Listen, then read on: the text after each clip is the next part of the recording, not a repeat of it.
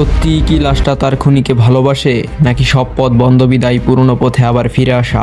প্রশ্নটা আপনাদের কাছে। সবাই বলছে মেসি নাকি আবার বার্সেলোনায় ফিরবে। পুরনো ভালোবাসা, পুরনো ক্লাব, পুরনো সেই গল্প।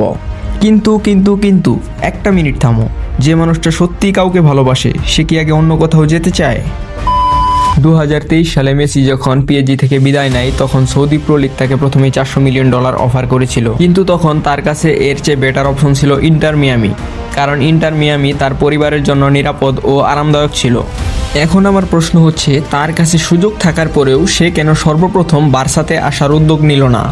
আর কেনই বা সে সৌদি প্রো লিগে যাওয়ার উদ্যোগ নিয়েছিল?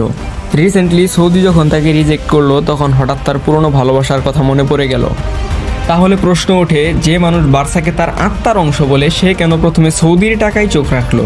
আর হঠাৎ এখন পুরনো ভালোবাসাই বা জেগে উঠলো কেন?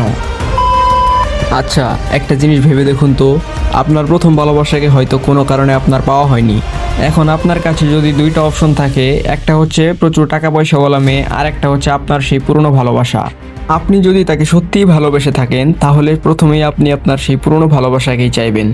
কিন্তু একজন LM10 ভক্ত হিসেবে আমার প্রশ্ন একটাই, আপনি কেন সর্বপ্রথম বার্সাতে আসার উদ্যোগ নিলেন না?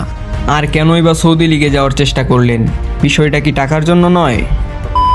নিঃসন্দেহে মেসি সর্বকালের সেরা ফুটবলারদের একজন, কিন্তু এই ঘটনার পর বোঝা যায় ভালোবাসার ঊর্ধ্বে রয়েছে টাকা। যখন টাকা পেলেন না, তখন ভালোবাসার কথা মনে পড়ে গেল। তাহলে এবার ভাবো, মেসি বার্সেলোনায় ফিরছে, এটা কি ভালোবাসার টানে, নাকি নিজের ব্র্যান্ডকে ইউরোপে আবার ফিরিয়ে আনার পরিকল্পনায়?